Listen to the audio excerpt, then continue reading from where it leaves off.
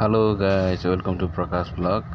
आज चाहिँ म यो भिभो मोबाइलको पावर बटन खराब भएको कारणले गर्दाखेरि म यसलाई फिट गर्ने कोसिस गरिरहेको छु। यो पावर बटन चाहिँ मैले यो ब्याकअप खोल्दाखेरि झरेको थियो, त्यही भएर हाल्ने कोसिस गरिरहेको छु। तपाईहरुले चाहिँ घरमा ट्राई नगर्नु होला, किनभने सोल्डिङ मेसिनले गर्नु भएको कारणले गर्दाखेरि सोल्डिङ मेसिन धेरै हिट हुन्छ, त्यही भएर don't try to your home.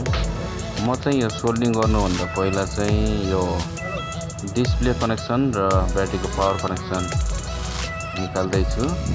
यो निकाल्यो भने चाहिँ राम्रो हुनेछ, किनकि पछि कुनै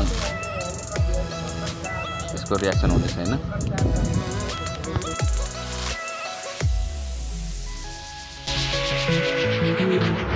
मसँग चाहिँ पावर टुल्स नभएको कारणले गर्दाखेरि हातैले फिट गर्न लागेको छु, त्यही भएर यो झरेको झरै गरिरहेछ। लेट्स ट्राई, आई होप राम्रो हुनेछ।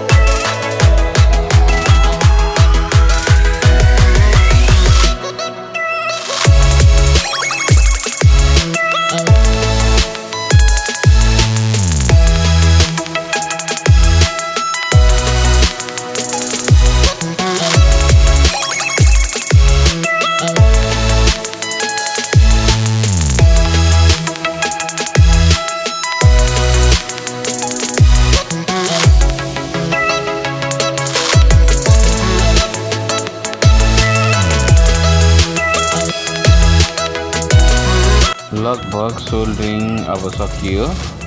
अब चेक गरौँ है, यसको कनेक्सन सहीसँग भएको भएन। म अन गरेर चेक गर्नेछु। तपाईहरुले देख्न सक्नुहुन्छ डिस्प्लेमा मैले सबै कनेक्सनहरु लगाइदिएँ। पावर बटन खोल्छु है त। भिडियो मन परेमा लाइक, कमेन्ट एन्ड सब्स्क्राइब गरिदिनु होला। पावर बटनले काम गरेको छ, इज फाइनली गुड।